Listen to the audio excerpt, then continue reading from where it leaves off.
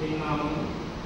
Forgiveness, salvation, responsibility mother and మన ప్రపంచాన్ని తనతో సమాధానపరచుకోవడానికి దేవుడు చేసిన ఒక ఏలి ఏలి రామా సమర్థాన్ని దేవాలయాన్ని ఎందుకు విడనాడేమో అన్న మాటల గురించి చక్కగా వివరించి ఉన్నారు. అలాగే నాకు ఇచ్చిన 5వ మాట, యేసు శిలువపై పలికిన 5వ మాటని ధ్యానించుకున్నాము.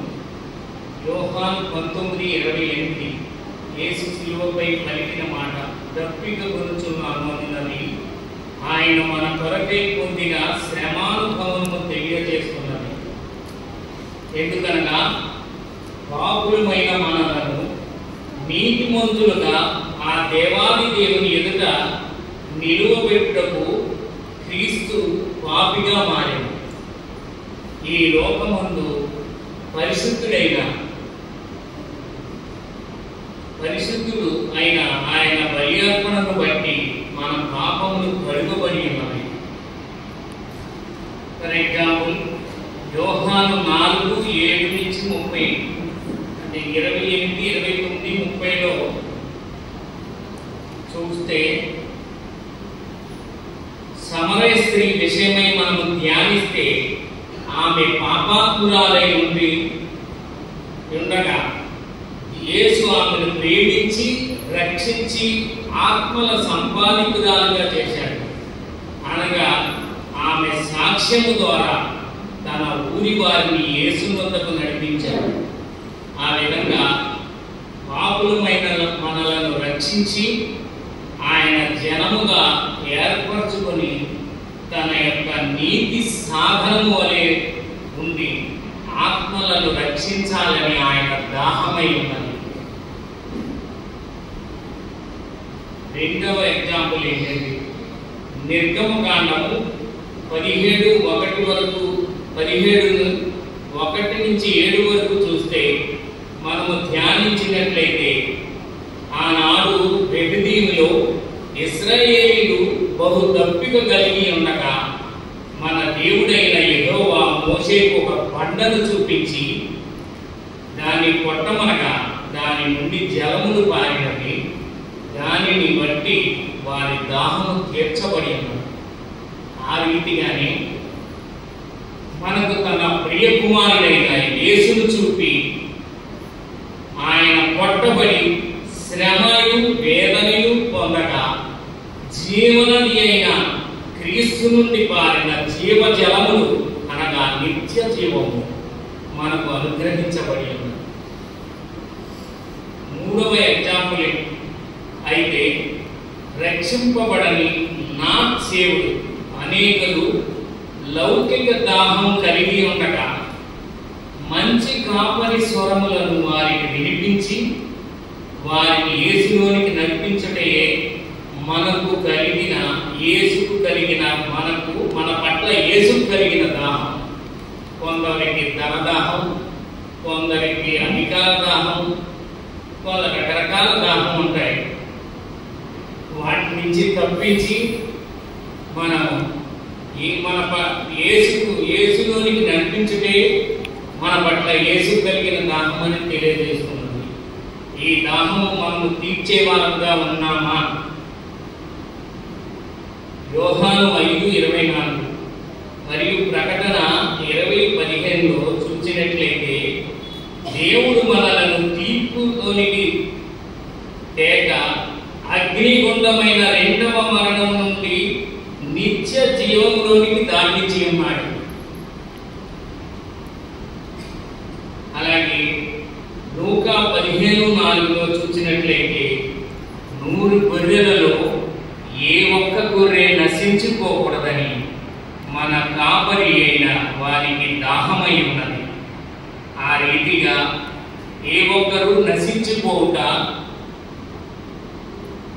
మన మంచి కాపరి అయిన క్రీస్తులకు ఇష్టం లేదు. ఈ మంచి శుక్రవారం గుడ్ ఫ్రైడే దినమున ఆయన మరణమును మనం జ్ఞాపకం చేసుకొని అటువంటి క్రీస్తు గొప్ప మనసును జ్ఞాపకం చేసుకొని ఆయన శిష్యులముగా మనము కలిగి ఉండి ఆత్మలను రక్షించుటనే క్రీస్తు దాహమును మనము కలిగి ఉండాలి. ఫిలిప్పీలు 2:5 అనగా యూదా 1:23 ప్రకారం అగ్నిలో నుండి లాగినట్లు కొందరినైనా రక్షించాలి. కానీ ఇప్పటి వరకు మనము ఎంతమందిని దేవుని లాగి దేవుని విశ్వాసంలోకి నడిపించామో తెలుసుకోవాలి. అలాగే ఆదికాండము 21:14 ఇక్కడ ఉన్న సందర్భం మనం చూసినట్లయితే, ఈ లోకములో ఉన్న నీళ్ల తిత్తి మనము దాహము తీర్చదు.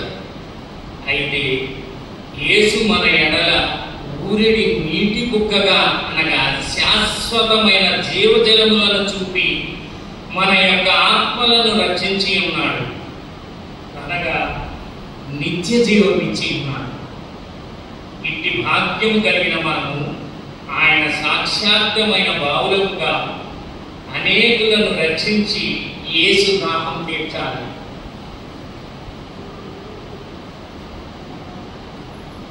2 కొరింథీ 9:5 మనము చూసినట్లయితే, ఆయన దాహము మన బ్రతుకుల ద్వారా తీర్చాలి, అనగా మనలను బట్టి అనేకులు ప్రేరేపింపబడే విధముగా మన హృదయాలను సంపూర్ణంగా ఆయన సేవకు సమర్పించుకోవాలి.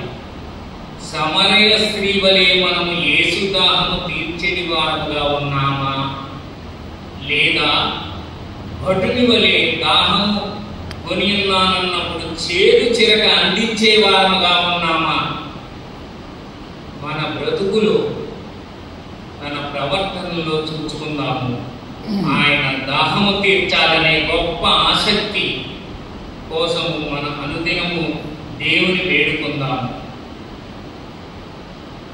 ఐజయా 58:11 నీవు నీరు కట్టిన తోట వలె ఉగుచుండు నీటి ఊట వలె నువ్వు. అలాగే బైబిల్ చదివితే ధర్మం తెలుస్తుంది, జ్ఞానం వస్తుంది, సత్యం నిరీక్షణ ఉంటుంది, దేవుని ఆశీస్సులు మనకు ఉంటాయి. వైద్యం చదివితే రోగం తెలుస్తుంది, లోకాన్ని చదివితే బ్రతకడం తెలుస్తుంది. నిజం చెప్పండి, నీతిని పాటించండి. బైబిల్ గ్రంథంలోని లేఖనాలు, వాగ్దానాలు మానవుని కొరకు దేవుడు చేసిన అద్భుతాలు, ఆశ్చర్య కార్యాలు చదవండి. దైవదాసులను, తల్లిదండ్రులను, అధ్యాపకులను, పెద్దలను, అతిథులను గౌరవించండి. మరణము నుండి నా ప్రాణము కన్నీళ్లు విడవకుండా నా కన్నులను జారిపడకుండా నా పాదములను తప్పించి ఉన్నావు. కీర్తన 116:8. అలాగే ఉన్న వాక్యమును బట్టి వందనాలు. అలాగే నాకు ఈ వాక్యం ఇచ్చిన దాన్ని బట్టి 5వ మాటను నేను దేవుడు దీవించును గాక. God bless you all. వందనాలు.